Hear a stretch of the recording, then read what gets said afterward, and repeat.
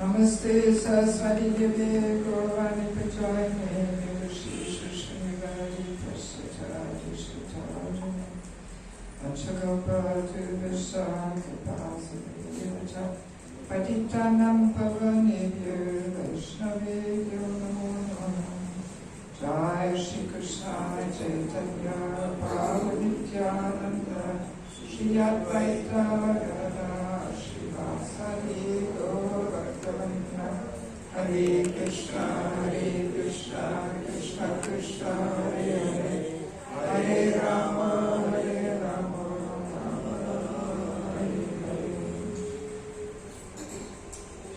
Yes, so thank you very much for allowing me to give you a weekly program here today on the Sunday morning. ಧನ್ಯವಾದಗಳು. ತಾವೆಲ್ಲರೂ ಇವತ್ತು ರವಿವಾರದ ಬೆಳಗಿನ ಕಾರ್ಯಕ್ರಮಕ್ಕೆ ಬಂದಿದ್ದೀರಾ. Actually, I am lamenting a little bit that I cannot see you there. See, I am a personalist. I like to connect with my audience. Yeah, so that's so much better. Okay, thank you. So ನಾವು ನಿಮ್ಮನ್ನು ನೋಡುವುದಕ್ಕೆ ಆಗ್ತಾ ಇಲ್ಲ. ನಾನು ಪರ್ಸನಲಿಸ್ಟ್. So ಆದ್ದರಿಂದ ನಿಮ್ಮೆಲ್ಲರ ನಿಮ್ಮ expressions ನಾನು ನೋಡಬೇಕು ಹೋಗ್ತೀನಿ. ನೀವು ಕೇಳ್ತಾ ಇದ್ದೀರಾ, ಕೇಳ್ತಾ ಇಲ್ಲ ಅಂತ ಅನ್ನೋದನ್ನು ಅದಕ್ಕೆ ದಯವಿಟ್ಟು ಎದುರಿಗೆ ಬನ್ನಿ, ಸಮೀಪ ಬನ್ನಿ, ಇನ್ನು ಮುಂದೆ ಬನ್ನಿ. Yes, you can also come a little closer. Yes, yes. Yes. What about here? This gentleman in the back there. Come closer. Closer, closer.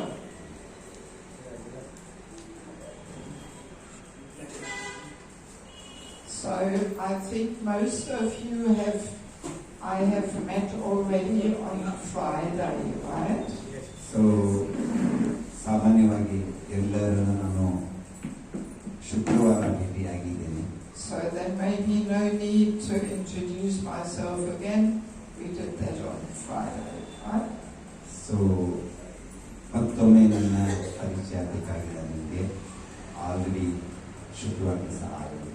Yes, so today we want to discuss one topic which I think is very relevant to all of us.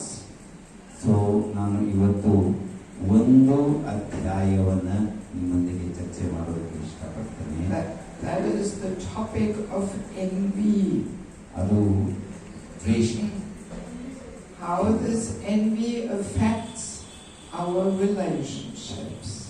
So ಹೇಗೆ ಈ ದ್ವೇಷ ಅನ್ನೋದು ನಮ್ಮ ಸಂಬಂಧಗಳ ಮೇಲೆ ಪರಿಣಾಮ ಬೀರ್ತದೆ ಅಂತ. And envy is very subtle. ಈ ದ್ವೇಷ ಅನ್ನೋದು ತುಂಬಾ ಸೂಕ್ಷ್ಮ. Very easily we don't identify it. So ಇದು ಬಹಳ ಸರಳವಾಗಿ ಇದನ್ನು ಹುಡುಕೋದಕ್ಕೆ ಸಾಧ್ಯವಾಗುವುದಿಲ್ಲ. And we like to keep ourselves in this illusion that only other people, they are envious, especially of me, but I don't have that ugly quality. Of course not. So ಸಾಮಾನ್ಯವಾಗಿ ನಾವು ತಿಳ್ಕೊಳ್ತೇವೆ ಬೇರೆಯವರಿಗೆಲ್ಲ ಎನ್ವಿಯಸ್ನೆಸ್ ಇದೆ, ಆದರೆ ನನಗೆ ಇಲ್ಲ. Actually, in one word-for-word translation in the 5th canto, Prabhupada says the following. So 5ನೇ ಸ್ಕಂದದ ಒಂದು ಶ್ಲೋಕದಲ್ಲಿ ಶ್ರೀಲ ಪ್ರಭುಪಾದರು ತಮ್ಮ ಪರ್ಪಟ್ನಲ್ಲಿ ಅಂದ್ರೆ word to word translation it says there, Kalaha, be envious, and then Prabhupada puts in brackets, almost everyone.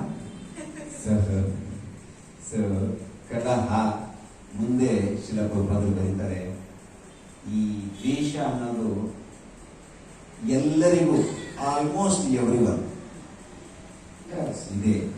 So Prabhupada has a very special sense of humor, and he knows how to make us understand that yes, if it's almost everyone, it means most likely it includes me also.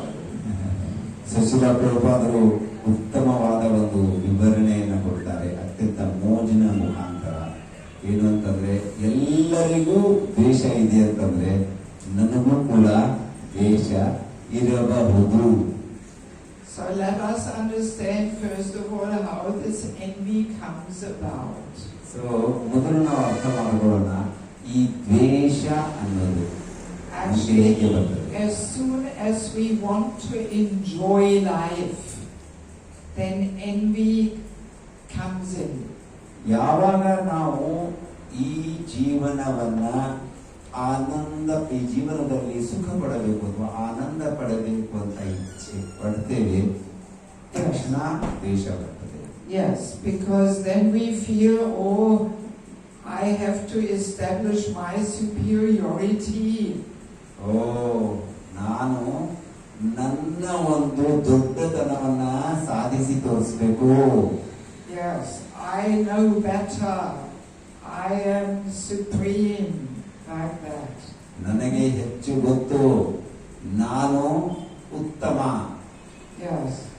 So, as long as we have this desire to enjoy life, even if it is very subtle, there will be envy in the heart.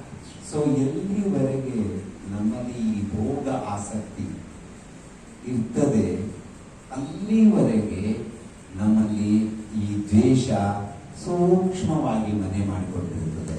And usually we like to use the word envy towards a person who has something which we don't have. So ನಾವೇನು ಸಾಮಾನ್ಯವಾಗಿ ತಿಳ್ಕೊಳ್ತೇವೆ ಈ ದ್ವೇಷ ಅನ್ನೋದು ಅಂತಹ ವ್ಯಕ್ತಿಗೆ ಇರ್ತದೆ ಯಾರ ಹತ್ರ ಕೆಲವೊಂದು ವಸ್ತುಗಳು ಅವನಿಗೆ ಬೇಕಾದದ್ದು ಇರೋದಿಲ್ಲ. But I like to understand envy as a certain state of heart. So ನಾನು ಅದನ್ನ ಈ ತರ ಅರ್ಥ ಮಾಡ್ಕೊಳ್ಳೋದಕ್ಕೆ ಪ್ರಯತ್ನ ಮಾಡ್ತೇನೆ. ಎನ್ವಿ ಅಥವಾ ದ್ವೇಷ ಅನ್ನೋದು ನಮ್ಮ ಹೃದಯದ ಸ್ವಾಭಾವಿಕ ಸ್ಥಿತಿ. Yes, and it comes out in all relationships, towards seniors, towards equals, and even towards juniors or less experienced people. So ಅದು ಎಲ್ಲ ಸಂಬಂಧದೊಳಗೆ ಹೊರಗಡೆ ಬರ್ತದೆ. ನಮ್ಮ ಹಿರಿಯರೊಂದಿಗೆ, ನಮ್ಮ ಸಮಾನರೊಂದಿಗೆ ಮತ್ತು ನಮ್ಮ juniors. And of course this discussion today is not meant to detect the envy in other people's hearts, but in our hearts. ಇವತ್ತಿನ ಒಂದು ತರಗತಿ ಅಥವಾ ಕ್ಲಾಸ್ ಏನಿದೆ, ಬೇರೆಯವರ ಹೃದಯದಲ್ಲಿ ಆ ದ್ವೇಷ ಇದೆ ಅಂತ ಅನ್ನೋದು ಹುಡುಕೋದಲ್ಲ, ನಮ್ಮ ಹೃದಯದಲ್ಲಿ ಆ ದ್ವೇಷ ಇದೆ ಅಂತ ಅನ್ನೋದನ್ನ ಹುಡುಕೋದು. Yes, because if we think, oh, that's why my senior is treating me like this, because he must be envious. So what does that indicate? So, ನನ್ನ ಸೀನಿಯರ್ ಹತ್ರ ಈ ದ್ವೇಷ ಇದೆ, ಅದಕ್ಕೆ ಅವನು ಆ ತರ ವ್ಯವಹಾರ ಮಾಡ್ತಾ ಇದ್ದಾನೆ. It shows we are envious, right? So ಇದರರ್ಥ ಅವರು ದ್ವೇಷ ಇದ್ದಾರೋ ಗೊತ್ತಾದ್ರೆ ನಮ್ಮ ಹತ್ರ ಮಾತ್ರ ದ್ವೇಷ ಇದೆ. If we point the finger at others, oh, he is envious of me, oh, she is envious, it means we are envious. So ನಾವು ಯಾವಾಗ ಬೇರೆಯವರಿಗೆ ಅವರು ತುಂಬಾ ಹೊಟ್ಟೆ ಕಿಚ್ಚಿನವರು, ಅವರು ತುಂಬಾ ದ್ವೇಷ ಮಾಡ್ತಾರೆ ಅಂತಂದ್ರೆ ಈ ಮೂರು ಬೆರಳು ನಮ್ಗಿರ್ತದೆ, ಆಕ್ಚುಲಿ ನಾವು ದ್ವೇಷ ಮಾಡ್ತಾ ಇದ್ದೀವಿ ನಾವು. So I want to discuss with you this verse 4:8-34. So ನಾನಿವತ್ತು ನಿಮ್ಮೊಂದಿಗೆ ಶ್ರೀಮದ್ ಭಾಗವತದ 4ನೇ ಸ್ಕಂದದ 8ನೇ ಅಧ್ಯಾಯದ 4:8-34. 34ನೇ ಶ್ಲೋಕ. Do you have it on your phone in your language? Yes. Om Namo Bhagavate Vasudevaya. Om Namo Bhagavate Vasudevaya. Om Namo Bhagavate Vasudevaya. Om Namo Bhagavate Vasudevaya. Om Namo Bhagavate Vasudevaya. Om Namo Bhagavate Vasudevaya. Gunadikam mulam lipset. Gunadikam mulam lipset. Anukusham gunadama. Anukusham gunadama.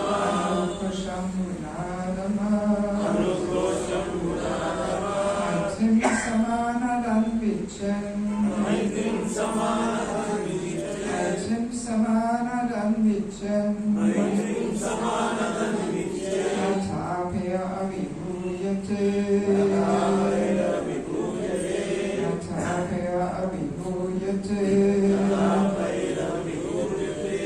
Somebody wants to chant?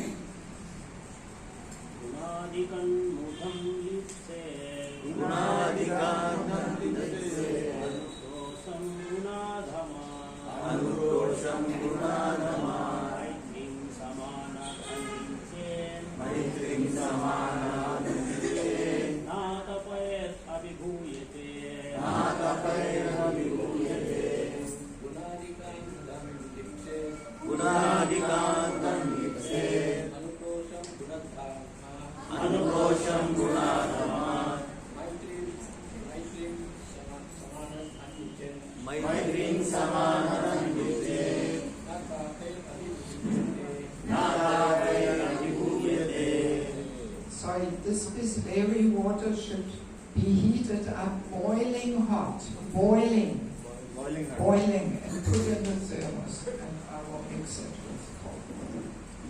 So, ladies, anybody wants to chant from the ladies?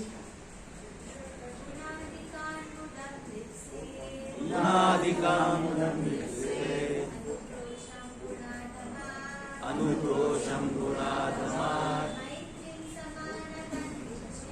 Maitrim samanam vichet Natapair abhibhuyate.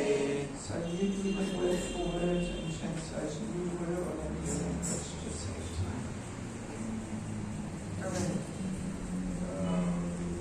maybe we just read the translation. Yes. Just to speed up because it takes double time. ಪ್ರತಿಯೊಬ್ಬ ವ್ಯಕ್ತಿಯು ಈ ರೀತಿಯ ಕಾರ್ಯ ಮಾಡಬೇಕು. ಹರಿ ಕೃಷ್ಣ. ಕೇಳಿಸ್ತಾ ಇದೆಯಲ್ಲ?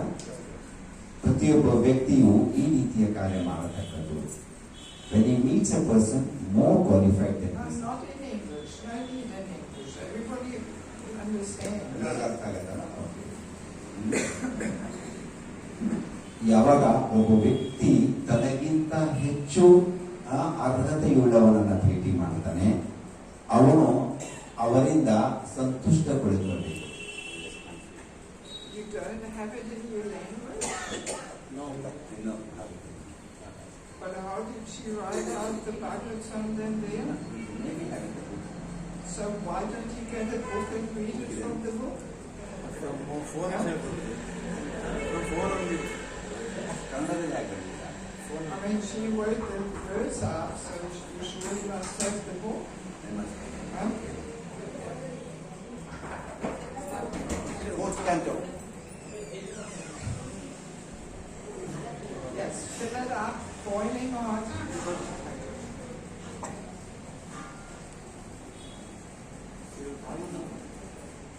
And you can give me one cold with the living water also. I think you have some left, right? Okay, 4. Boiling.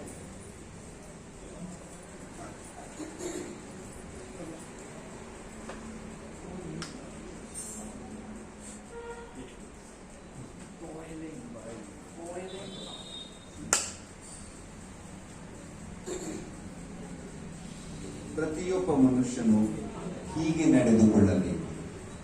ತನಗಿಂತ ಹೆಚ್ಚು ಅರ್ಹತೆ ಇರುವ ವ್ಯಕ್ತಿಯನ್ನು ಸಂಧಿಸಿದಾಗ ತುಂಬ ಸಂತೋಷ ಪಡಬೇಕು.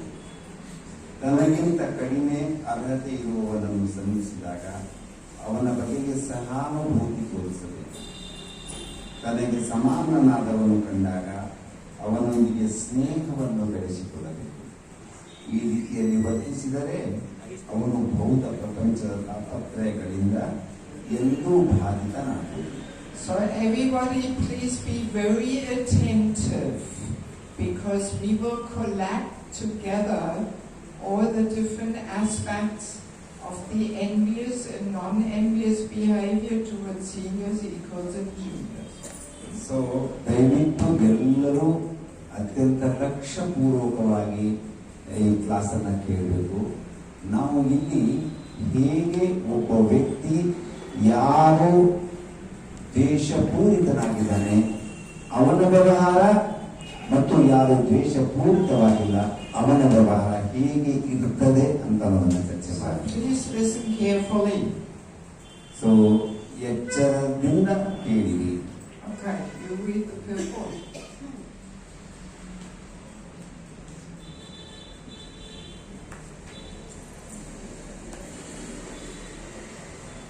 ಸಾಮಾನ್ಯವಾಗಿ ನಾವು ನಮಗಿಂತ ಹೆಚ್ಚು ಅರ್ಹತೆ ಇರುವವನನ್ನು ಕಂಡಾಗ ಅವನ ಬಗೆಗೆ ಹೊಟ್ಟೆ ಕಿಚ್ಚುಕೊಳ್ಳುತ್ತೇವೆ. ನಮಗಿಂತ ಕಡಿಮೆ ಅರ್ಹತೆ ಇರುವವನನ್ನು ಕಂಡಾಗ ಅವನನ್ನು ಗೇಲಿ ಮಾಡುತ್ತೇವೆ. ಸಮಾನನಾದವನನ್ನು ಕಂಡಾಗ ನಮ್ಮ ಕಾರ್ಯಗಳ ಬಗೆಗೆ ಗರ್ವದಿಂದ ಕೊಚ್ಚಿಕೊಳ್ಳುತ್ತೇವೆ. ಎಲ್ಲ ಬಗೆಯ ಐಹಿಕ ಕ್ಲೇಶ ಸಂಕಟಗಳಿಗೆ ಮೂಲ ಕಾರಣ ಇವೇ ನಡವಳಿಕೆಗಳೇ. ಆದ್ದರಿಂದ ಭಕ್ತನು ಸಮರ್ಪಕವಾದ ರೀತಿಯಲ್ಲಿ ನಡೆದುಕೊಳ್ಳಬೇಕು ಎಂದು ನಾರದರು ಹೇಳಿದರು. ತನಗಿಂತ ಹೆಚ್ಚು ಅರ್ಹನಾದವನ ಬಗೆಗೆ ಮತ್ಸರಿಸದೆ ಅವನನ್ನು ಸಂತೋಷವಾಗಿ ಸ್ವಾಗತಿಸಬೇಕು. ಕಡಿಮೆ ಅರ್ಹತೆಯುಳ್ಳವನನ್ನು ಅವಹೇಳನ ಮಾಡದೆ ಅನುಕಂಪೆಯಿಂದ ಅವನನ್ನು ಸೂಕ್ತ ರೀತಿಯಲ್ಲಿ ಮೇಲಿನ ನೆಲೆಗೆ ಏರಿಸುವ ಪ್ರಯತ್ನ ಮಾಡಬೇಕು. ಸಮಾನನಾದವನು ಕಂಡಾಗ ಅವನೆದುರಿಗೆ ತಾನು ಮಾಡಿದ ಕಾರ್ಯಗಳನ್ನಷ್ಟೇ ಕೊಚ್ಚಿಕೊಳ್ಳದೆ ಅವನನ್ನು ಗೆಳೆಯನಂತೆ ನಡೆಸಿಕೊಳ್ಳಬೇಕು. ಕೃಷ್ಣನನ್ನು ಮರೆತುದರಿಂದ ದುಃಖಿತರಾಗಿ ಬಳಲುತ್ತಿರುವ ಜನರನ್ನು ಕುರಿತು ಅವನು ಸಹಾನುಭೂತಿಯನ್ನು ಬೆಳೆಸಿಕೊಳ್ಳಬೇಕು. ಈ ಅತಿ ಮುಖ್ಯವಾದ ಕರ್ತವ್ಯಗಳು ಈ ಪ್ರಪಂಚದಲ್ಲಿ ವ್ಯಕ್ತಿಯು ಸಂತೋಷವಾಗಿರುವಂತೆ ಮಾಡುತ್ತದೆ. Okay, so now let us look at the relationship towards seniors. So ಇವಾಗ ನಾವು ನಮಗಿಂತ ಹೆಚ್ಚು ಅರ್ಹತೆ ಉಳ್ಳ ಅಂದರೆ ಸೀನಿಯರ್ಸ್ ಅವರೊಂದಿಗೆ ವ್ಯವಹಾರವನ್ನು ನೋಡೋಣ. What does the envious behavior towards seniors look like? So ನಮಗಿಂತ ಹಿರಿಯರಾದವರೊಂದಿಗೆ ದ್ವೇಷಪೂರಿತ ವ್ಯವಹಾರ ಹೇಗೆ ಇರುತ್ತದೆ? Prabhupada said the non-envious behaviors, how do we receive a person if we are not envious? So Srila ಪ್ರಭುಪಾದರು ಹೇಳಿದ್ದಾರೆ, ಹೇಗೆ ನಾವು ದ್ವೇಷಪೂರಿತರಾಗದಿದ್ದಲ್ಲಿ ಹೇಗೆ ನಾವು ಅವರನ್ನ ಸ್ವೀಕರಿಸ್ತೇವೆ ಅಂತ What did Prabhupada say? ಪ್ರಭುಪಾದರು ಏನು ಹೇಳಿದ್ದಾರೆ? How do we receive a person when we are not envious, a senior? So ನಮ್ಮ ಹಿರಿಯರನ್ನ ನಾವು ಒಂದು ದೇಶಪೂರಿತರಾಗದೇ ಇದ್ದಲ್ಲಿ ಹೇಗೆ ಸ್ವೀಕರಿಸ್ತೇವೆ? ಓದಿದ್ದೀವಲ್ಲ, ಹೇಳ್ಬೋದು ಯಾರಾದ್ರು? Any answer? Did you listen nicely or were you sleeping? ನೀವು ಉತ್ತರ ಕೊಡ್ಬೋದು. ಕೈ ತೋರಿಸಿ. ಅರ್ಥ ಆಯ್ತಾ? ದ್ವೇಷಪೂರಿತನಾಗದ ವ್ಯಕ್ತಿ ತನ್ನ ಹಿರಿಯರೊಂದಿಗೆ ಹೇಗೆ ವರ್ತಿಸ್ತಾನೆ? We are jolly.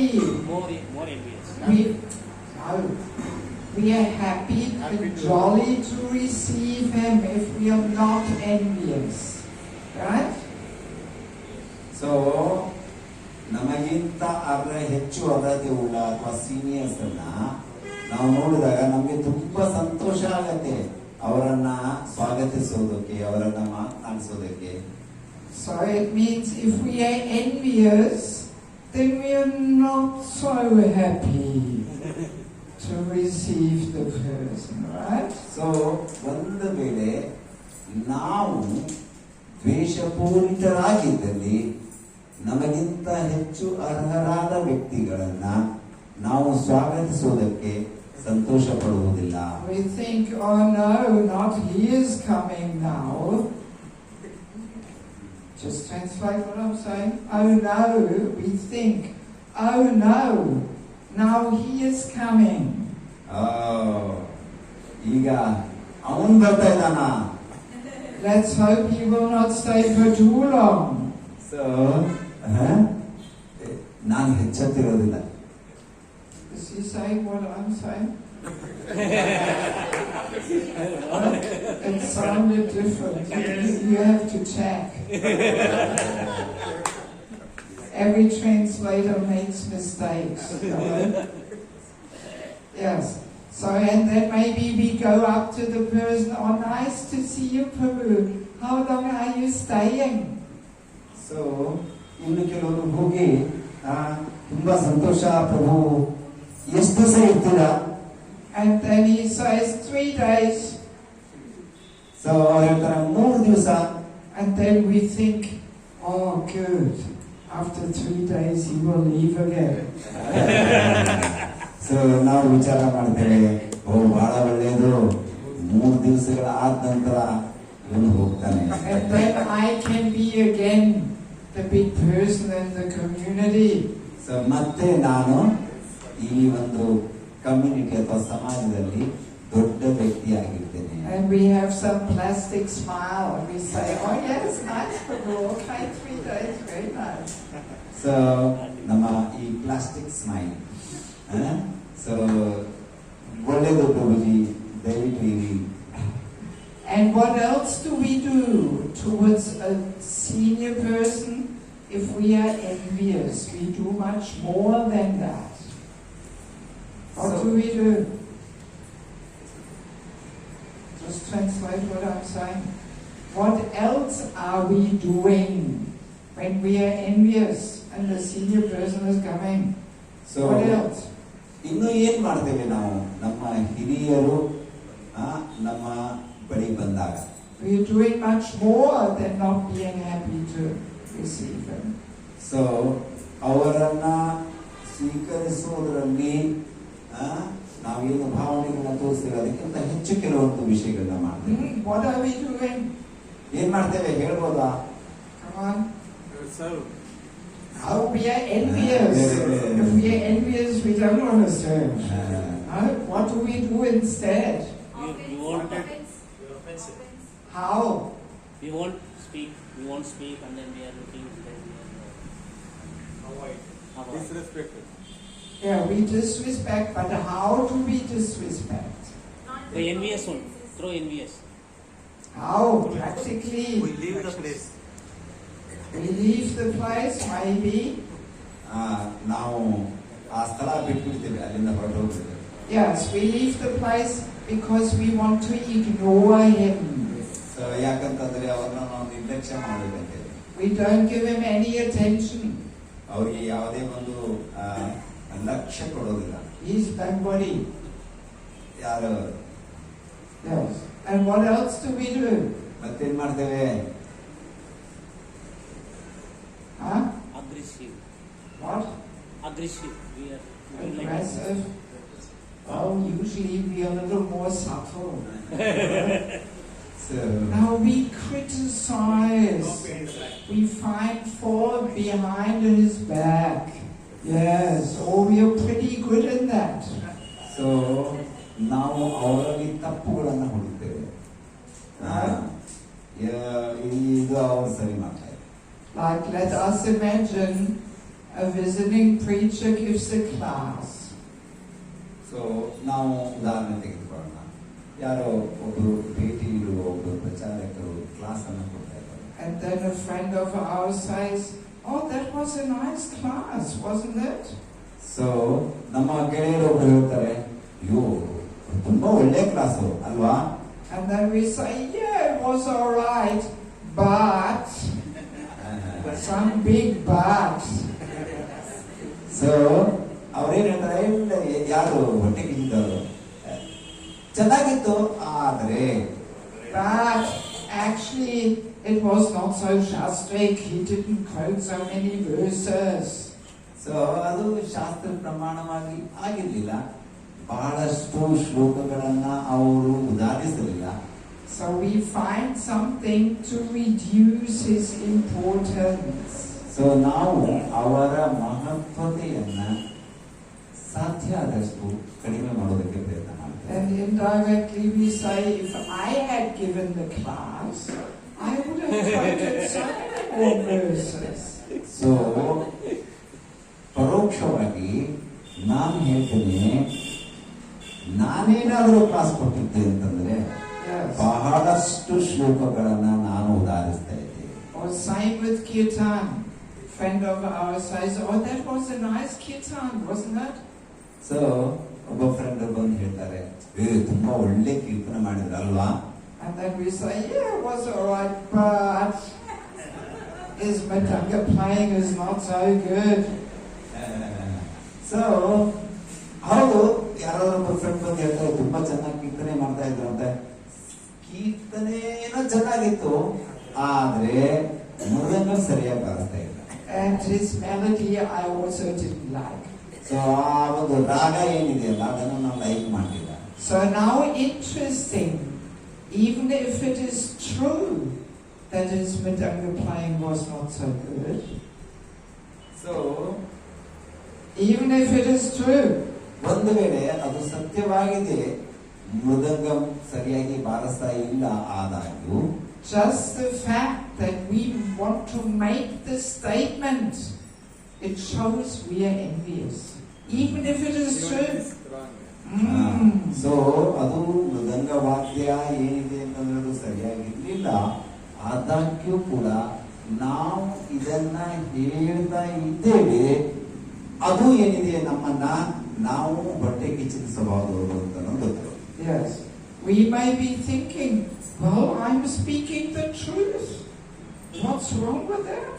ಸೊ ನಾನು ಹೇಳ್ಬೋದು, ನಾನು ಸತ್ಯ ಹೇಳ್ತಾ ಇದ್ದೇನೆ, ಇದರ ತಪ್ಪೇನಿದೆ? I'm just sharing with my friends my experience of the lecture of the kirtan. So ನಾನು ನನ್ನ ಸ್ನೇಹಿತನೊಂದಿಗೆ ಈ ಕೀರ್ತನದ ಬಗ್ಗೆ ನನ್ನ ಒಂದು ವಿಚಾರವನ್ನ ಚರ್ಚಿಸ್ತಾ ಇದ್ದೆ ಅಷ್ಟೇ. It's freedom of speech now. You know, it's modern India, Mysore, we can have freedom of speech, right?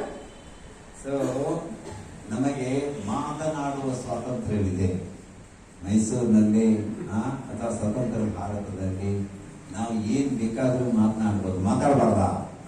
But now, just the fact that we want to make the statement that something was not good, it shows we want to reduce his importance. So, ನಮ್ಮ ಹೃದಯದಲ್ಲಿ ಆ ವ್ಯಕ್ತಿಯನ್ನ ಕಡೆಗಣಿಸುವ ಇಚ್ಛೆ ಇದ್ದಲ್ಲಿ ನಾವು ಈ ಒಂದು ವಿಷಯವನ್ನ ಪ್ರಸ್ತಾಪಿಸೋದೇ ತೋರಿಸುತ್ತೆ ನಮ್ಮ ಹೃದಯದಲ್ಲಿ ಎನ್ವಿಯಸ್ನೆಸ್ ಅಥವಾ ಹೊಟ್ಟೆ ಕಿಚ್ಚು. Yeah, so it is very subtle, ಅದು ಬಹಳ ಸೂಕ್ಷ್ಮ. And our contaminated intelligence always finds some justification why we should say this. So, ನಮ್ಮ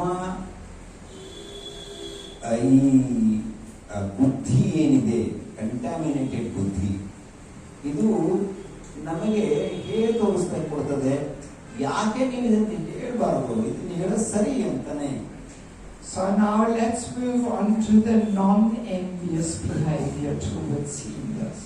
So, ಈಗ ನಾವು ಯಾವ ವ್ಯಕ್ತಿಗೆ ದ್ವೇಷ ಇಲ್ಲ ಅಂತ ವ್ಯಕ್ತಿ ತನ್ನ ಹಿರಿಯರೊಂದಿಗೆ ಹೇಗೆ ವ್ಯವಹಾರವನ್ನ ಮಾಡ್ತಾನೆ ಅನ್ನೋದನ್ನ ತಿಳ್ಕೊಳ್ಳೋಣ. So what's the non-envious behavior? How do we receive him again? Happily, jolly. So ಹೇಗೆ ಯಾವ ವ್ಯಕ್ತಿಗೆ ದ್ವೇಷ ಇಲ್ಲ ಆ ವ್ಯಕ್ತಿ ಅತ್ಯಂತ ಸಂತೋಷದಿಂದ ತನ್ನ ಹಿರಿಯರನ್ನ ಸ್ವಾಗತಿಸ್ತಾನೆ. And how else do we associate with a person who is more experienced? So ಯಾರು ಅನುಭವವನ್ನ ಹೆಚ್ಚು ಪಡೆದಿದ್ದಾರೆ ಅವರೊಂದಿಗೆ ಆ ವ್ಯಕ್ತಿ ಹೀಗೆ ವ್ಯವಹಾರ ಮಾಡ್ತಾನೆ. What else do we do? ಮತ್ತೇನ್ ಮಾಡ್ತಾನೆ? Serve them, make them comfortable. We serve them, exactly. We offer humble service. And what else?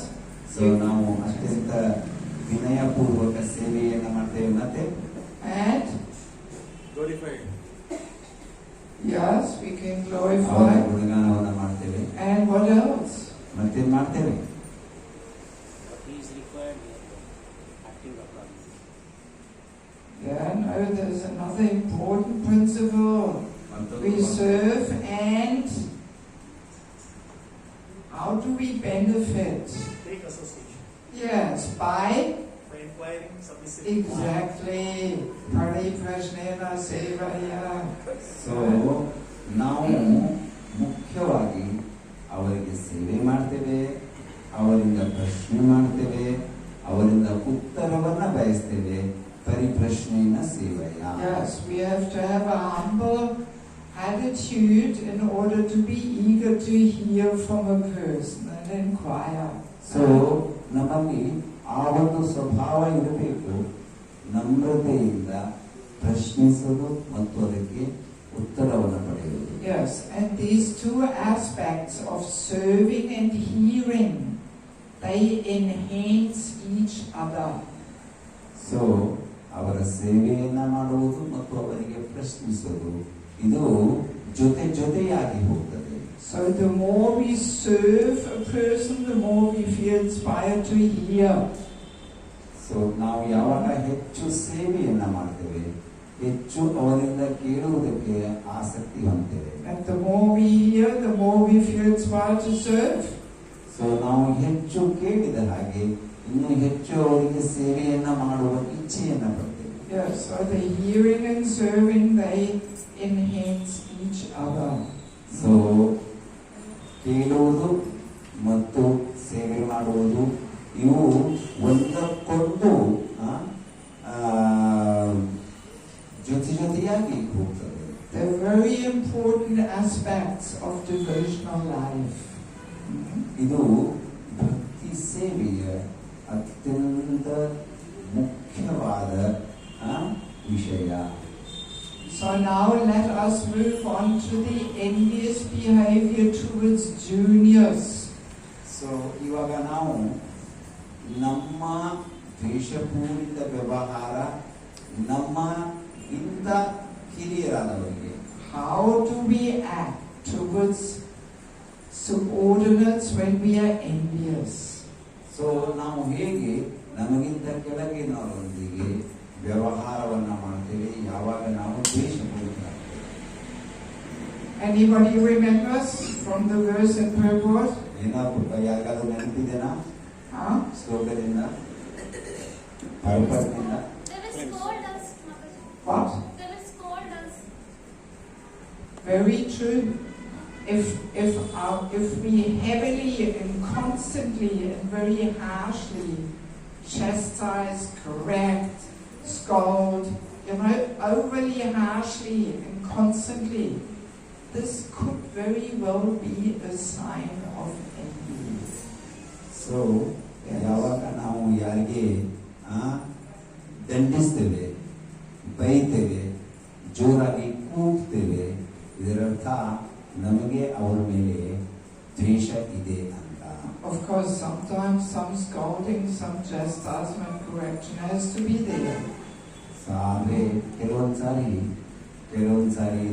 ಅವರನ್ನ ಸರಿಪಡಿಸೋದು, ಕೆಲವೊಂದ್ಸಾರಿ ಅವರನ್ನ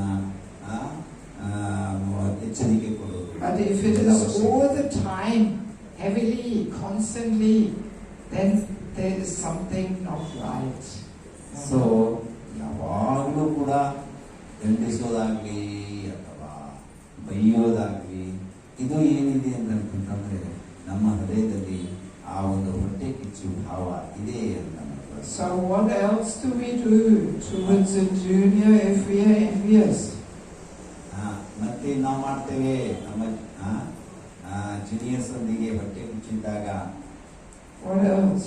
And then one more thing is, after the class, if we ask any questions related to the class, they won't answer. They will say some reason and then they won't answer. I wouldn't think that is such an obvious sign of envy. Remove them from congregation, Madam. Huh? Remove them from congregation. I can't hear you. Remove them from the congregation. They don't give association. Importance, they won't give the importance. Well, we are pushing them down, We are condescending, we talk down on them. That's what we do, so ನಾವು ಆ ಒಂದು genius ಅನ್ನ ಅತ್ಯಂತ ತುಚ್ಛವಾಗಿ ಅಥವಾ ಅವರನ್ನ ತುಚ್ಛವಾಗಿ ಕಾಣೋದು, ಅವರನ್ನ ಕೆಳಗಡೆ ಇನ್ನಷ್ಟು ಏನು ಮಾತನಾಡಲಾಗೆ ತಪ್ಪೋದು.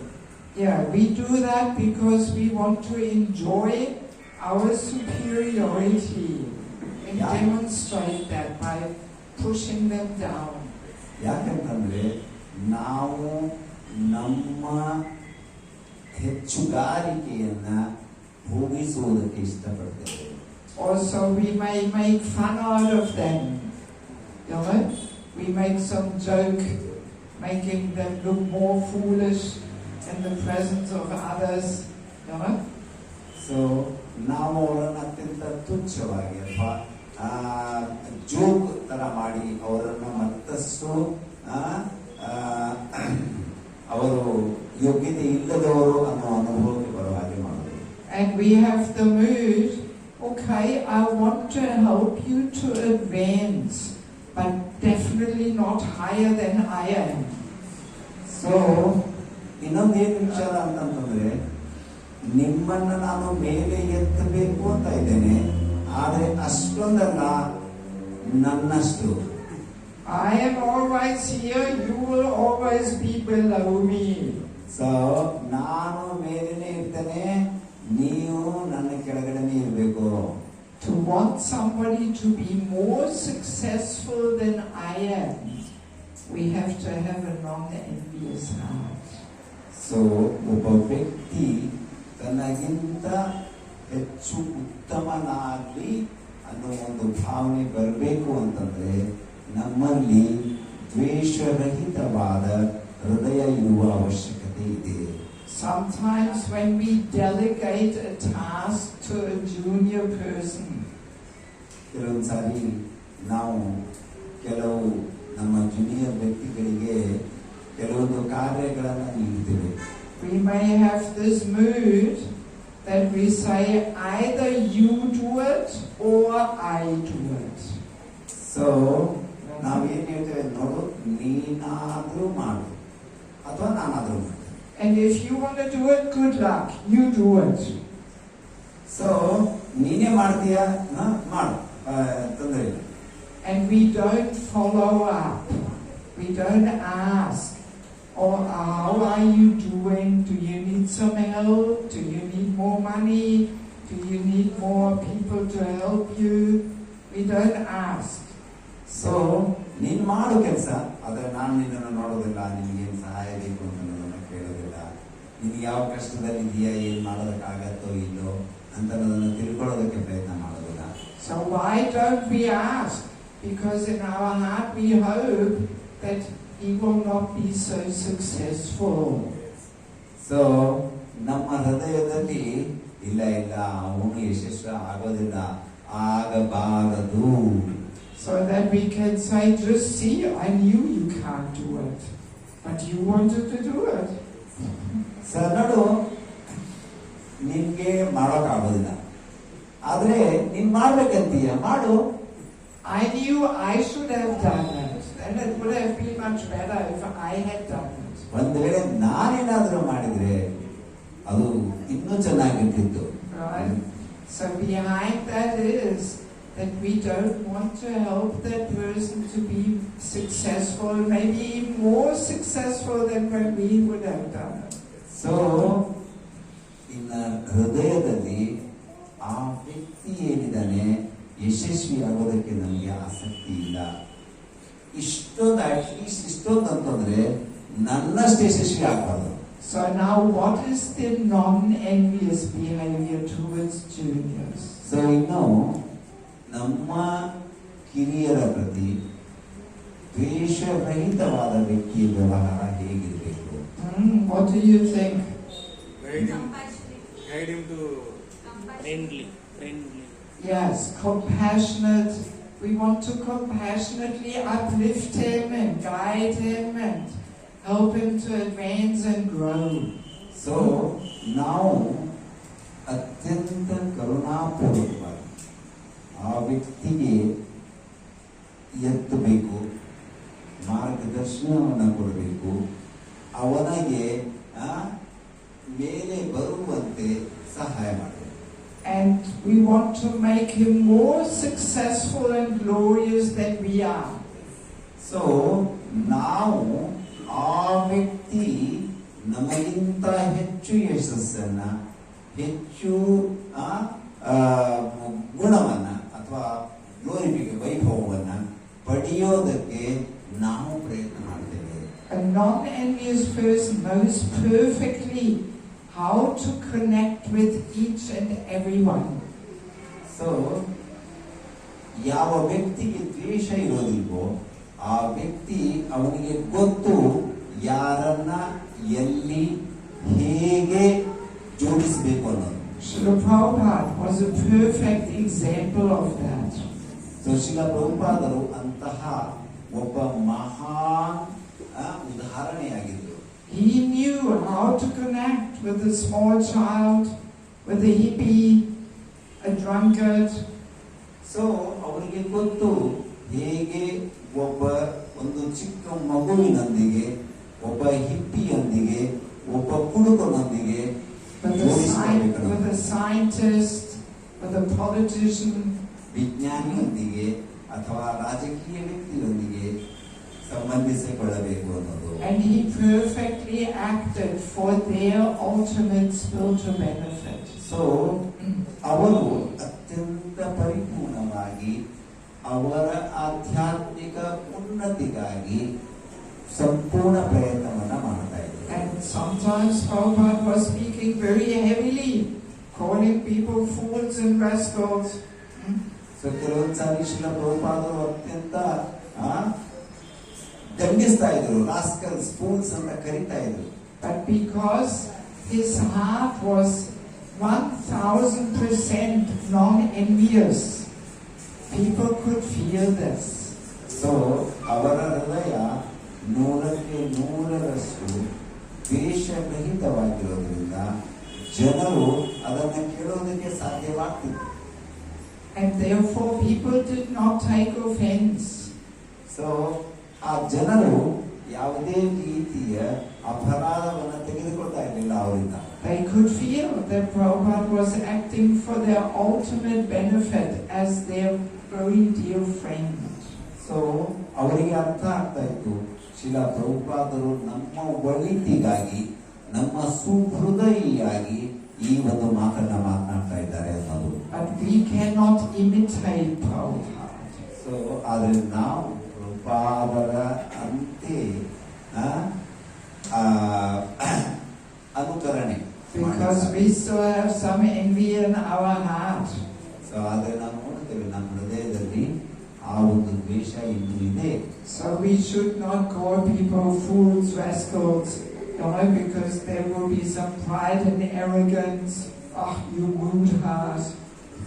ಸೊ ಆದ್ದರಿಂದ ನಾವು ಕೆಲವರನ್ನ ಫೂಲ್ಸು, ರಾಸ್ಕಲ್ಸು ಅಂತ ಹೇಳುವಾಗ Mood heart. ಸೊ ನನ್ನ ಪ್ರಕಾರ Yes. So now let us move on to the equal association. So ನಾವು ಇನ್ನು ಮುಂದೆ ನಮ್ಮ ಸಮಾನರೊಂದಿಗೆ ನಾವು ಹೇಗೆ ಕಾರ್ಯನಿರ್ವಹಿಸಬೇಕು ಅನ್ನೋದನ್ನು. What is the envious behavior with a person who is equal? So ಒಬ್ಬ ದೇಶಪೂರಿತ ವ್ಯಕ್ತಿ ತನ್ನ ಸಮಾನರೊಂದಿಗೆ ಹೇಗೆ ವ್ಯವಹಾರವನ್ನ ಮಾಡ್ತಾನೆ? Who can remember what Prabhupada said in the purport? Srila ಪ್ರಭುಪಾದರು ಏನು ಹೇಳಿದಾರೆ ಅಂತ ಯಾರಿಗೆ ನೆನಪಿದೆ? Himself glorify his achievements. Yes, exactly. We are proud of our activities. So ಸರಿಯಾಗಿ ಹೇಳಿದರು. ಒಬ್ಬ ವ್ಯಕ್ತಿ ದೇಶಪೂರಿತನಾದವನು ತನ್ನ ಒಂದು ಹೆಚ್ಚುಗಾರಿಕೆಯನ್ನ ಬೇರೆಯವರ ಮುಂದೆ ಕೊಚ್ಚಿಕೊಳ್ತಾನೆ. We are chanting our own glories. So ನಾವು ನಮ್ಮ ಹೆಚ್ಚುಗಾರಿಕೆಯನ್ನ ಬೇರೆಯವರ ಮುಂದೆ ಹೇಳ್ಕೊಳ್ತಾ ಇರ್ತೇವೆ. And again, we do this in the name of sharing. I am just sharing with my friend what I have been doing. What's wrong with that? So ನಾವು ಹೇಳ್ತೇವೆ, ಇದನ್ನು ನಾನು ಶೇರ್ ಮಾಡ್ಕೊಳ್ತಾ ಇದ್ದೇನೆ. ನಾನು ಏನಿದ್ದೇನೆ ಅನ್ನೋದನ್ನ ಶೇರ್ ಮಾಡ್ಕೊಳ್ಳೋದು ನಮ್ಮ ಸ್ನೇಹಿತರ ಜೊತೆ ಏನು ತಪ್ಪಿದೆ ಅದರಲ್ಲಿ? So let us imagine two not so mature and pure preachers meeting. So ವಿಚಾರ ಮಾಡಿ, ಇಬ್ಬರು ಯಾರು ತಮ್ಮಷ್ಟಕ್ಕೆ ತಾವೇ ಪ್ರೌಢರಾಗಿಲ್ಲ, ಅಂದರೆ ಮ್ಯಾಚ್ಯೂರ್ ಆಗಿಲ್ಲ, ಅಂತ ಇಬ್ಬರು ಪ್ರಚಾರಕರು ಬಂದು ಸೇರಿದ್ದಾರೆ. And one says to the other, oh, guess what? I was at the Kumbh Mela and I was giving the speech in front of thousands of people.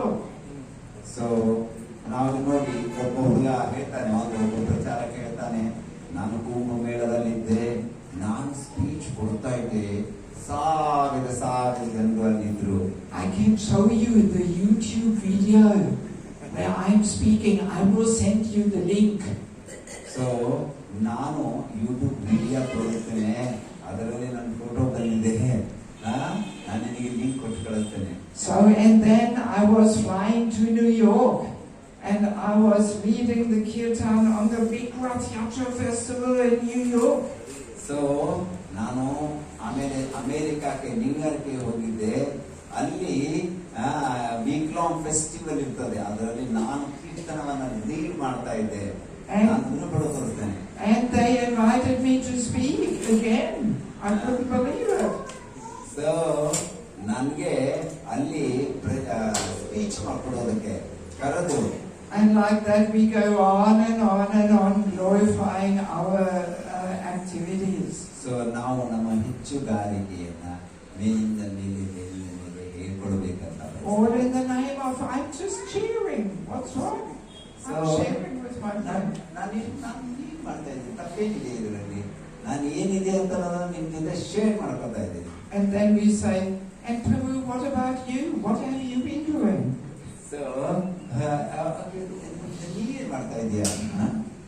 And by then the other person thinks, I have done nothing compared to you. You are so great, I'm nobody.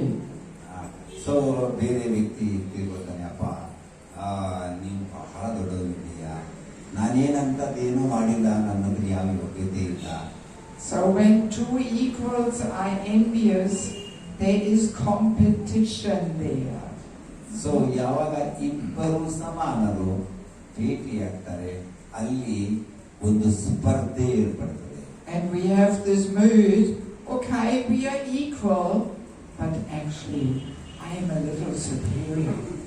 So ನಮ್ಮಲ್ಲಿ ಒಂದು ಭಾವನೆ ಇರ್ತದೆ, ನಾವಿಬ್ರು ಸಮಾನ ಅಂದ್ರೆ ಅದು ಸ್ವಲ್ಪ ನಾನು ಹೆಚ್ಚಿದ್ದೀನಿ. And we try to show that and establish. So ಆಗ ನಾನು ನನ್ನ ಹೆಗಲನ್ನ ಅವರ ಮೇಲೆ ಸವಾರಿ ಮಾಡೋದಕ್ಕೆ ಪ್ರಯತ್ನ ಮಾಡ್ತೇನೆ. Yes, so this is how two equals associate when they are envious. So ಈ ರೀತಿ ಯಾವಾಗ ಇಬ್ಬರು ಸಮಾನರು ಸೇರ್ತಾರೆ, ಯಾವಾಗ ಅವರು ಹೊಟ್ಟೆ ಕಿಚ್ಚಿನಲ್ಲಿರ್ತಾರೆ. So now what is the non-envious behavior? ಯಾವಾಗ ಒಬ್ಬ ವ್ಯಕ್ತಿ ದ್ವೇಷರಹಿತನಾಗಿರ್ತಾನೆ, ಅವನ ವ್ಯವಹಾರ ಸಮಾನರೊಂದಿಗೆ ಹೇಗಿರ್ತದೆ? How they are associated. ಅವರು ಹೇಗೆ ಸಂಘವನ್ನ ಬಯಸ್ತಾರೆ? One who appreciate his friend's achievement. Yes. Actually, they push each other forward. So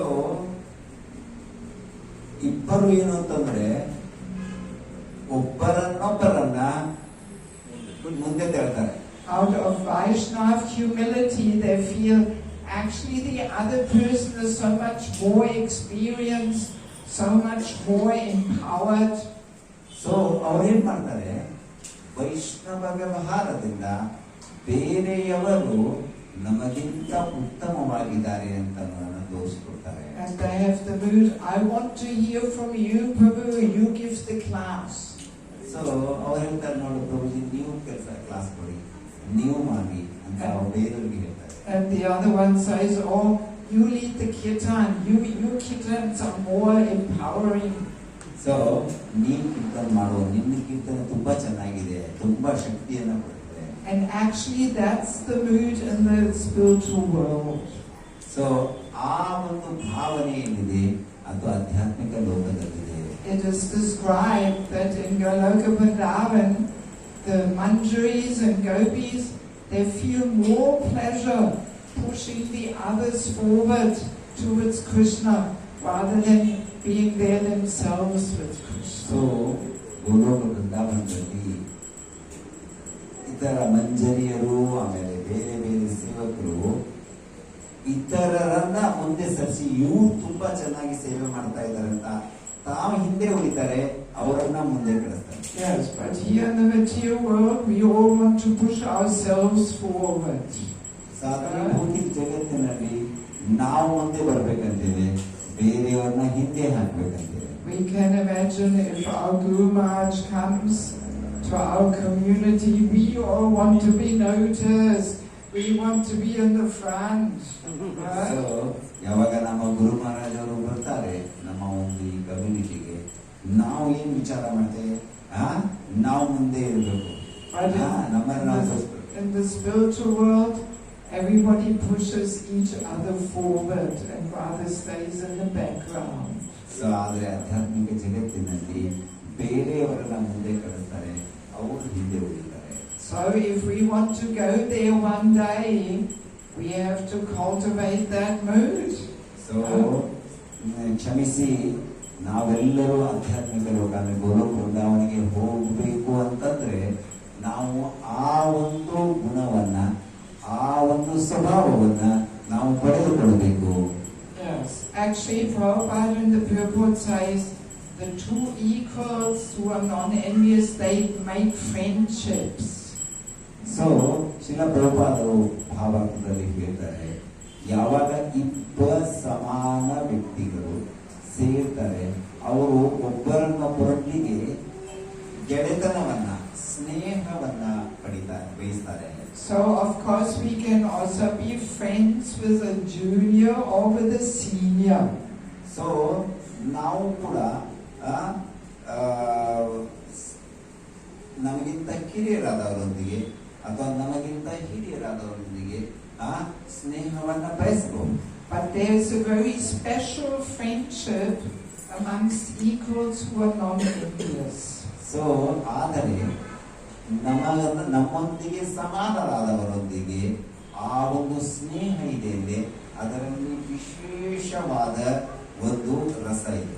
They very confidentially share each other's their secrets in their spiritual life with each other. So ಸಮಾನರಾದವರಲ್ಲಿ ಅವರು ತಮ್ಮ ಹೃದಯದ ಅತ್ಯಂತ ಮುಖ್ಯವಾದ ಒಂದು ವಿಚಾರವನ್ನ ಇನ್ನೊಬ್ಬರೊಂದಿಗೆ ಹಂಚಿಕೊಳ್ಳೋದಕ್ಕೆ ಇಲ್ಲಿ ಅವಕಾಶ ಇದೆ. And they inquire from each other very confidentially about their secrets of success. So ಅವರು ಮತ್ತೊಬ್ಬರೊಂದಿಗೆ ತಮ್ಮ ಕಾರ್ಯದ ತಮ್ಮ ಯಶಸ್ಸಿನ ರಹಸ್ಯವನ್ನ ಹಂಚಿಕೊಳ್ಳೋದಕ್ಕೆ ಅವರಲ್ಲಿ ಅವಕಾಶ ಇದೆ. That one says to the other, "Oh Prabhu, you've been a brahmachari for 35 years. How do you do it? What's your secret?" So ಒಬ್ಬರು ಕೇಳ್ಬೋದು, ಪ್ರಭು ನೀವು 35 ವರ್ಷದಿಂದ ಬ್ರಹ್ಮಚಾರಿ ಆಗಿದ್ದೀರಾ, ಹೇಗೆ ಇದ್ದೀರಾ ನೀವು, ಏನು ನಿಮ್ಮ ರಹಸ್ಯ? And then the other one says, "And you have been married for 35 years. What's your secret? How do you do it?" So ಅವ್ರು ಕೇಳ್ಬೋದು, ಅಲ್ಲಪ್ಪ ನೀನು 35 ವರ್ಷದಿಂದ ಮದುವೆ ಆಗಿದ್ದೀಯಾ, ನಿನ್ನ ಒಂದು ಗೃಹಸ್ಥ ಜೀವನದ ರಹಸ್ಯ ಏನು? How do you tolerate? ಹೇಗೆ ನೀನು For 35 years, wife, children, working, so many things. How do you do it? So ಮಕ್ಕಳು, ಹೆಂಡತಿ, ಹೇಗೆ ತಾಳ್ಕೊಂಡಿದ್ಯಾ ನೀನು? And at the same time, you still chanting 16 rounds, giving in charity, doing some seva. My God, how do you do it? So ಅದೇ ಸಮಯದಲ್ಲಿ 14 ನಾಳೆ ಜಪ ಮಾಡ್ತಿದ್ದೀಯಾ, ಸ್ವಲ್ಪ ಸೇವೆ ಮಾಡ್ತಾ ಇದೀಯಾ, ಇದೆಲ್ಲ ಹೇಗೆ ಮಾಡ್ತೀಯಾ ನೀನು? So like that, they share in a very confidential, personal, intimate way. So ಈ ರೀತಿಯಾಗಿ ಅವರು ಅತ್ಯಂತ ಗಹನವಾಗಿ, ಅತ್ಯಂತ ಆತ್ಮೀಯತೆಯಿಂದ ಒಬ್ಬರು ಇನ್ನೊಬ್ಬರೊಂದಿಗೆ ತಮ್ಮ ಭಾವನೆಗಳನ್ನ ಹಂಚಿಕೊಳ್ತಾರೆ. But such intimate friendship we can only experience if we are not envious. So ಇಂತಹ ಆತ್ಮೀಯ ಸಂಬಂಧಗಳು ನಾವು ದ್ವೇಷಪೂರಿತರಾಗಿದ್ದಲ್ಲಿ ಮಾತ್ರ ಸಾಧ್ಯವಿದೆ. So now last point, one question: which relationship is most purifying? With seniors, equals or juniors? What do you think? So ಕೊನೆಯ ಪ್ರಶ್ನೆ, ಯಾವ ಸಂಬಂಧ ಅತ್ಯಂತ ಶುದ್ಧೀಕಾರಕ? ಹಿರಿಯರೊಂದಿಗೆ, ಸಮಾನರೊಂದಿಗೆ ಅಥವಾ ಕಿರಿಯರೊಂದಿಗೆ? What do you think? The juniors.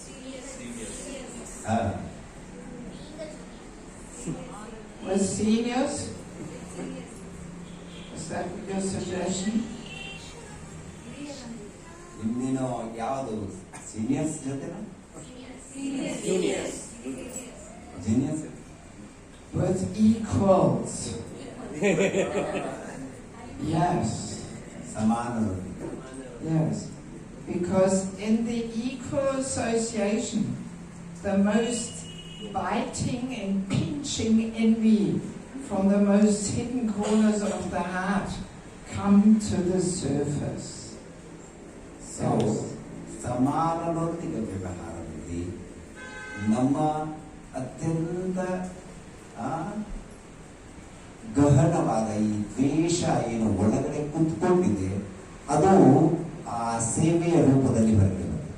Towards seniors, very easy to say, oh, I'm their humble servant. So ಹಿರಿಯರೊಂದಿಗೆ ಸ್ವಾಮಿ ನಾನು ನಿಮ್ಮ ಸೇವಕ ಅಂತ ಬಹಳ ಸರಳ. And we can always hope that some of their glory splashes over to us.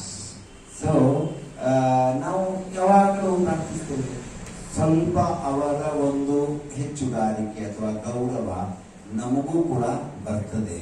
That we say, look, it's always me next to Guru Maharaj. Every photo, I am next to him. ನೋಡಿ, ಗುರು ಮಹಾರಾಜರ ಪಕ್ಕದಲ್ಲಿ ನಾನೇ ಇದ್ದೀನಿ, ಯಾವಾಗಲೂ ನೋಡಿ, ಪ್ರತಿ ಕ್ಷಣದಲ್ಲಿ ನನ್ನ ಫೋಟೋನೇ ಇದೆ. So he is so special, and I am the next special one. ನನ್ನ ಗುರು ಮಹಾರಾಜ್ ತುಂಬಾ ಸ್ಪೆಷಲ್, ಅವರ ನೆಕ್ಸ್ಟ್ ನಾನು ಕೂಡ ಸ್ವಲ್ಪ special. Yes, look at me, I'm such a close and intimate servant. So ನೋಡಿ ನಾನು ತುಂಬಾ ತುಂಬಾ ಆತ್ಮೀಯ ಗುರುಗಳ ಸೇವಕ. And to surround ourselves with juniors is also very easy. Oh yes, I am their servant. So ನಮ್ಮಗಿಂತ ಹಿರಿಯರೊಂದಿಗೆ ಕೂಡ ಒಂದು ಜೊತೆ ಇರೋದು ತುಂಬಾ ಸರಳ. ಅಯ್ಯಪ್ಪ ನಾನು ಸೀನಿಯರ್ ಇದ್ದೇನೆ, I am very great. But to associate with equals, there we have to really show, are we servant or do we just want to be this little bit more, little bit better and higher? So ಸಮಾನರೊಂದಿಗೆ ನಾವು ತೋರಿಸಬೇಕಾಗ್ತದೆ ನಾವು ಅವರ ಸೇವಕರು ಅಥವಾ ನಮ್ಮ ಹೃದಯದಲ್ಲಿ ಇನ್ನೂ ನಾನು ಸ್ವಲ್ಪ ಹೆಚ್ಚು ಅನ್ನೋ ಭಾವನೆ ಇದೆಯಾ. So to share our influence with somebody similarly influential, this is a challenge to our false ego and envy.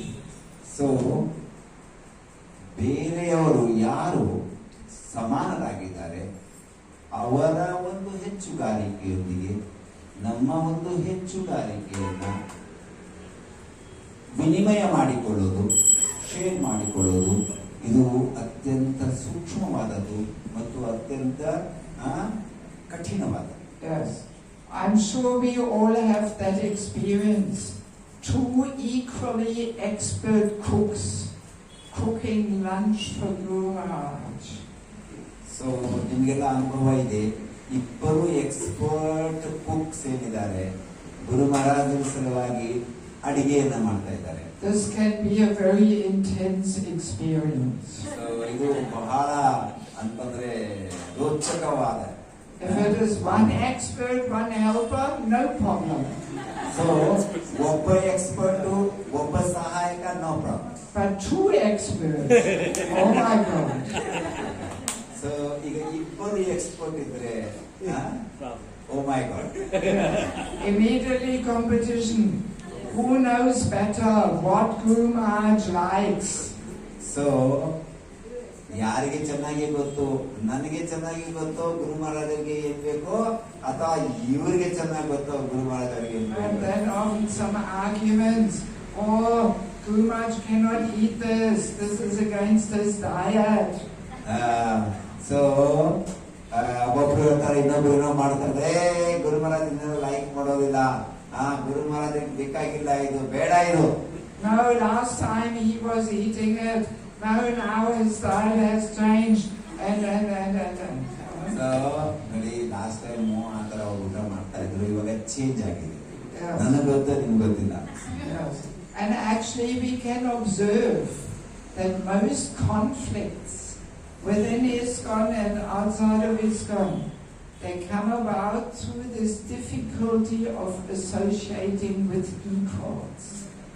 So ಅಂತಾರಾಷ್ಟ್ರೀಯ ಕೃಷ್ಣ ಪ್ರಜ್ಞಾ ಸಂಘದಲ್ಲಿ ಮತ್ತು ಇತರ ಸಮುದಾಯಗಳಲ್ಲಿ ಶಿಶಿಗಾರ ಶಾಂತಿಗಳು, ಸೊ ಸಮಸ್ಯೆಗಳು ಬರುವುದು ಈ ಸಮಾನರಲ್ಲಿ ಒಂದು ತಾಳಮೇಳವನ್ನ ಹಾಕೋದು. Yes. So of course there's so many more things to say, but time is going, and maybe we will stop here and see if there is some question. So ಸಮಯ ಹೋಗ್ತಾ ಇದೆ, ಆದ್ದರಿಂದ ಇನ್ನೂ ಹೆಚ್ಚು ಹೇಳಬಹುದು, ಆದರೆ ಸಮಯ ಇಲ್ಲದೆ ಇರೋದ್ರಿಂದ ಏನಾದರೂ ಪ್ರಶ್ನೆ ಇದ್ರೆ ಆ ಪ್ರಶ್ನೆಯನ್ನು ತೆಗೆದುಕೊಳ್ಳಬಹುದು. Do we have a question? Yes, Peru. ಒಂದು ಪ್ರಶ್ನೆ. Very nice class. Practically we learned so many things. But as a Gruhastha, we are doing a Krishna consciousness. And then same way we are working outside. So when we are working outside, we have some materially they will give some power. We have what? Some power. They will give Some power. Yes. some power. So we have to cultivate the subordinates. We have to instruct the subordinates. So we have to point the faults. That is the we have to point the faults to the subordinates. That only they will give Point material. out. Find faults. Faults. So that is only training they are giving the material. So that is the way. And then how to justify the seniors. That is only they are giving the material training. So we are all in that only full platform, that platform we are fully cultivated. Then we came to the Krishna consciousness. When we came to the Krishna consciousness. After coming to the Krishna consciousness, we are practicing the Krishna consciousness. But very less time we are practicing here than that time. Then that will be implicating our mind. So how we can come up? Translate through the microphone. You want to translate? You understood the essence? Yes. Yes. So ಪ್ರಭುಜಿಯವರ ಪ್ರಶ್ನೆ ಏನು ಅಂತಂದ್ರೆ, ನಾವು ನಮ್ಮದೇ ಆದ ಕರ್ತವ್ಯಗಳನ್ನು ಹೊರಗಡೆ ನಿಭಾಯಿಸ್ತಾ ಇರ್ತೇವೆ. ಆ ಸಂದರ್ಭದಲ್ಲಿ ನಮಗೆ ಒಂದು ಅಧಿಕಾರವನ್ನ, ಒಂದು ಅಂತಸ್ತನ್ನ ಕೊಟ್ಟಿರ್ತಾರೆ. ಅಂತ ಸಂದರ್ಭದಲ್ಲಿ ನಾವು ನಮ್ಮ ಜೂನಿಯರ್ಸ್ಗಳಿಗೆ ಅಥವಾ ನಮ್ಮ ಸೀನಿಯರ್ಸ್ಗಳಿಗೆ ಈ ರೀತಿಯ ವ್ಯವಹಾರವನ್ನ ಮಾಡಬೇಕು ಅಂತ ಹೇಳಲಾಗಿರ್ತದೆ. ಅಂಥ ಸಂದರ್ಭದಲ್ಲಿ ನಾವು ಅವರಿಗೆ ಕೆಲವೊಂದು ಸಾರಿ ಟೀಕೆ ಟಿಪ್ಪಣಿಗಳನ್ನ ಮಾಡಬೇಕಾಗುತ್ತೆ. ಆದರೆ ಅದೇ ಯಾವಾಗ ಕೃಷ್ಣ ಪ್ರಜ್ಞೆಯಲ್ಲಿ ಬಂದಾಗ ನಾವು ಬಂದಿರೋದು ತುಂಬಾ ಕಡಿಮೆ ಇರ್ತದೆ.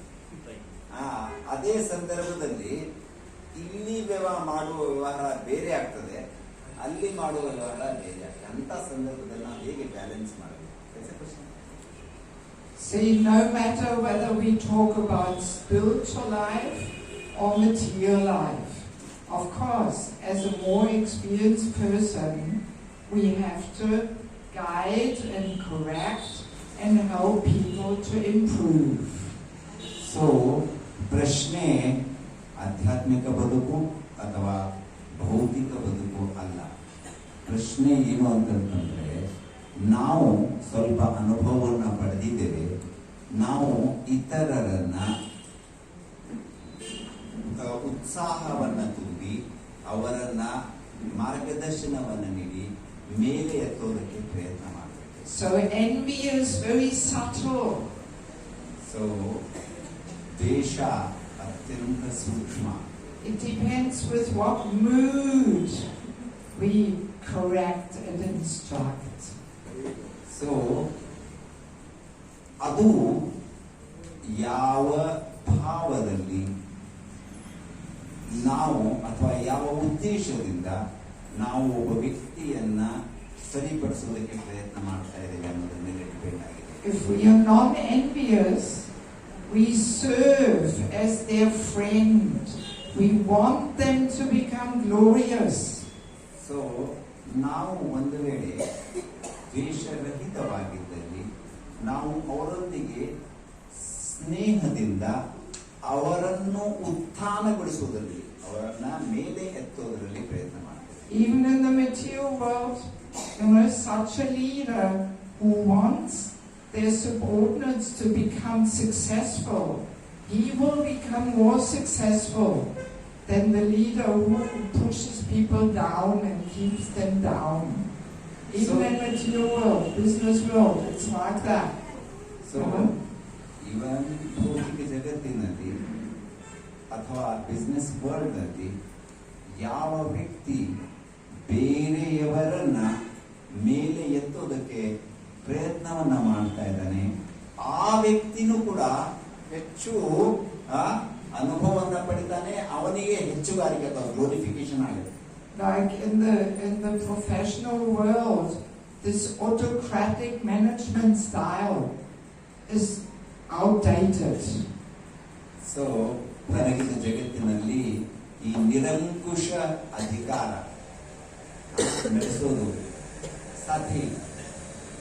Because people understand with that kind of management style, just pushing people down and ordering, do this, do that, people will not feel inspired to serve with heart and soul. You know? Yes? So ಯಾವಾಗ ನಾವು ನಿರಂಕುಶ ಒಂದು ಅಧಿಕಾರದಿಂದ ಹೀಗೆ ಮಾಡಿ ಇದೇ ಆಗಬೇಕು, ಹೀಗೆ ಆಗಬೇಕು, ಇದಾಗಿದ್ರೆ ನಡೆಯೋದಿಲ್ಲ ಅಂತ ನಾವು ಯಾವಾಗ ಮಾಡ್ತೇವೆ, ಅವಾಗ ಜನರಿಗೆ ಸೇವೆ ಮಾಡುವ ಭಾವನೆ ಬರೋದಿಲ್ಲ. So a business will be more successful if the leaders know how to empower their subordinates. So ನಮ್ಮ ವ್ಯವಹಾರ ಯಾವಾಗ ಯಶಸ್ವಿಯಾಗ್ತದೆ ಅಂತಂದ್ರೆ, ಯಾವಾಗ ಆ ಒಬ್ಬ ನಾಯಕರೇನಿದ್ದಾರೆ ಬೇರೆಯವರನ್ನ ಪ್ರೋತ್ಸಾಹಿಸಿ, ಬೇರೆಯವರಿಗೆ ಶಕ್ತಿಯನ್ನ ತುಂಬಿ ಅವರನ್ನ ಮೇಲೆತ್ತೋದಕ್ಕೆ ಪ್ರಯತ್ನ. Yes, so sometimes in the business world, people are a little ahead of us. So ಆದ್ದರಿಂದ ಹೊರಗಿನ ವ್ಯಾವಹಾರಿಕ ಜಗತ್ತಿನಲ್ಲಿ ಜನ ನಮಗಿಂತ ಇನ್ನೂ ಹೆಚ್ಚು ಮುಂದೆ ಇದೆ. Yes, because they know how to make more profit, how to become successful. So ಅವರಿಗೆ ಗೊತ್ತು ಹೇಗೆ ಹೆಚ್ಚು ಲಾಭವನ್ನು ಪಡೆಯುವುದು ಮತ್ತು ಹೆಚ್ಚು ಹೇಗೆ ಯಶಸ್ವಿಯನ್ನ ಹೊಂದುವುದು ಅನ್ನೋದನ್ನ. But we are not profit orientated. Right? We are not interested in profit. So ನಮಗೆ ಯಾವುದೇ ಒಂದು ಲಾಭದ ಆಸೆ ಇಲ್ಲ. So therefore we sometimes are still with this autocratic management style, which is not really empowering people. ಆದ್ದರಿಂದ ನಮಗೆ profit ಬೇಕಾಗಿಲ್ಲ ಅಂತಂದಾಗ ನಾವು ನಮ್ಮ ಅಧಿಕಾರಶಾಹಿ ಅದನ್ನ ಹೆಚ್ಚು ಒತ್ತು ಕೊಡೋದಕ್ಕೆ ಪ್ರಯತ್ನ ಮಾಡ್ತೇವೆ.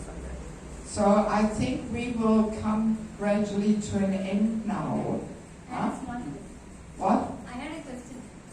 Well, I don't know how long shall we go, because I also want to say a few words about the books too. I'll talk to you later. Yes. I mean, and if anybody has some questions, I will be here personally. Yes, ma'am. So let me just say a few words about the books. So ನಾನು ಕೆಲವು ನನ್ನ ಪುಸ್ತಕಗಳ ಬಗ್ಗೆ ಕೆಲವು ಮಾತುಗಳನ್ನು ಹೇಳುವುದಿಲ್ಲ. Yes, because this is actually my last program I will be having with you. So ಏಕೆಂತಂದ್ರೆ ಇದು ನನ್ನ ನಿಮ್ಮೊಂದಿಗೆ ಇರುವ ಕೊನೆಯ class. Yes, I will give tonight a program in the Radha Krishna temple. So ಇವತ್ತು ರಾತ್ರಿ ನಾನು ರಾಧಾಕೃಷ್ಣ ದೇವಸ್ಥಾನದಲ್ಲಿ ನನ್ನ ಕಾರ್ಯಕ್ರಮವನ್ನು. The topic will be death, our final challenge. Very good topic. So ಆ ಒಂದು ಅಧ್ಯಾಯ ಏನಿದೆ ಅದು ಸಾವು, ದೊಡ್ಡ ಒಂದು ಪರೀಕ್ಷೆ. Yes. So if anybody wants to associate more, then please come to that temple tonight. So ಯಾರಿಗಾದರೂ ನನ್ನ ಸಂಘವನ್ನು ಪಡಿಬೇಕು ಅಂತಿದೆ ದಯವಿಟ್ಟು ನೀವು ಅಲ್ಲಿ ಬನ್ನಿ. Yes, and tomorrow I think my voice needs a rest.